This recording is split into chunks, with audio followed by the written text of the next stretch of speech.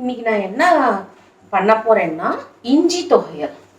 இஞ்சி தொகையலுக்கு நம்ம என்ன பண்ணணும்னா, இஞ்சி ஒரு 100 கிராம் இஞ்சி அதை எடுத்து இது மாதிரி ஃபுல்லாக ஸ்கின்லாம் பீல் பண்ணிவிட்டு இப்படி குட்டி குட்டியாக வெட்டி வச்சுக்கணும். இப்போ இழுப்பச்சட்டியை அடுப்பில் போட்டுட்டு அடுப்பை ஆன் பண்ணிக்கலாம். ஆன் பண்ணிவிட்டு கொஞ்சம் எண்ணெய் விடணும். அது வதங்குற அளவுக்கு கொஞ்சம் எண்ணெயை விட்டுட்டு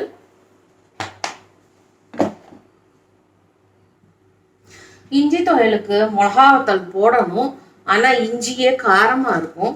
அதனால எவ்வளோ குறைச்சலாக போட முடியுமோ அவளுக்கு காரம் எவ்வளோ தாங்குமோ எவ்வளோ சாப்பிடுவாளோ அதுக்கு தகுந்த மாதிரி நாங்கள் 2 போடுறேன். இதுவே எனக்கு டவுட்டு தான், கொஞ்சம் காரம் உண்டு. மோஸ்ட்லி இருக்காது, காராது. கொஞ்சம் குவான்டிட்டி ஜாஸ்தி பண்ணும், ஏன்னா சாதத்தில் பிசைஞ்சுக்க போகிறோம் அதுக்காக இது. அதனால எனக்கு அந்த இஞ்சி போடாதுங்கிறதுனால உளுந்தம் பருப்பு இந்த அளவுக்கு போட்டிருக்கேன். இப்போ இந்த சகப்பாறை வரைக்கும் வறுக்கணும். இப்போ நல்லா செவந்துருக்கு உளுந்தம் பருப்பு. இந்த செவக்காய் இந்த மாதிரி வறுத்துக்கணும். செவந்துருக்கு இல்லையா? இந்த செவந்த உடனே இதில் இந்த சைஸில் ஒரு புளி இதுக்கு போடணும். அதோட இந்த இஞ்சி இருக்கணும், இஞ்சியும் போட்டு வதக்கிக்கணும். நம்ம அடுப்பை சிம்மில் கூட வச்சுட்டு வதக்கிக்கணும்.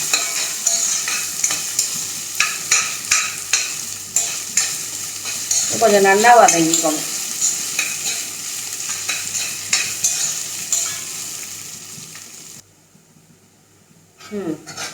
இப்போ இது ஓரளவுக்கு நல்லா வதங்கிடுது.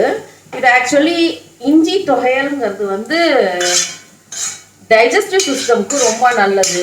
ப்ரெக்னென்ட் லேடிஸுக்கு இந்த வாமிட்டு வரச்சே அது வந்து நேச்சுரலாக நம்ம மருந்து மாத்திரையெல்லாம் சாப்பிட்றது என்ன இருந்தாலும் சைட் எஃபெக்ட் இருக்கும். இஞ்சிங்கிறது தேனில் ஊற போட்டு சாப்பிட்லாம், இந்த மாதிரி இஞ்சி தொகையல் பண்ணி சாப்பிட்லாம். இதெல்லாம் நேச்சுரலாக உங்களுக்கு வாமிட்டை வந்து கண்ட்ரோல் பண்ணும்.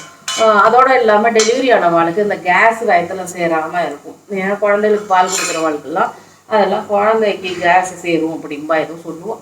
ஸோ அது மாதிரி நார்மலாக இருக்கிறவாளுக்குமே இந்த மாதிரி இல்லைன்னா ஜீரணத்துக்கு ரொம்ப உதவும், கேஸ் சேராமல் இருக்கும், இதுக்கெல்லாம் ரொம்ப உதவும். ஸோ இப்போ இந்த அளவுக்கு நல்லா வதங்கின உடனே இது மிக்சி ஜாரில் இதை ட்ரான்ஸ்ஃபர் பண்ணிக்கணும்.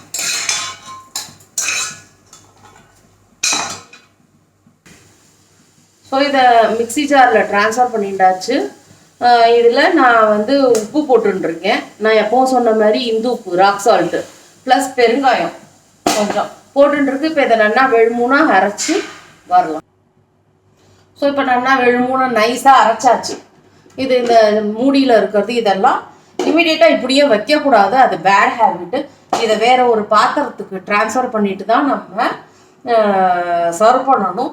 அண்டு இதை அப்படி வேலைக்கு செய்கிறவாள்கிட்ட தேய்க்க போடக்கூடாது, நம்மளே தான் அலம்பி வைக்கணும். அப்போ தான் இது வந்து நிறையா நாளைக்கு வரும், லாங் வீட்டு இதுக்கு வரும். இல்லைன்னா இம்மீடியட்டாக இதெல்லாம் உடச்சி வச்சுருப்போம். ஓட்டையும் உட சொல்லுமா வச்சுட்டு அதில் யூஸ் பண்ணுறாப்புல இருக்கும், பார்க்க நல்லாவே இருக்காது. நான் சொன்ன மாதிரி வேறு பாத்திரத்தில் எடுத்து வச்சாச்சு சர்வ் பண்ணுறதுக்கு. மிக்சியும் அலம்பி அதில் விட்டுருக்கேன். இப்போ இதை கலந்து வச்சுட்டா சரியான கன்சிஸ்டன்சியில் இருக்கும். எண்ணெய் பிடிக்காத அளவுக்கு இருக்கும், கொஞ்சம் இலகா இருந்ததுன்னா.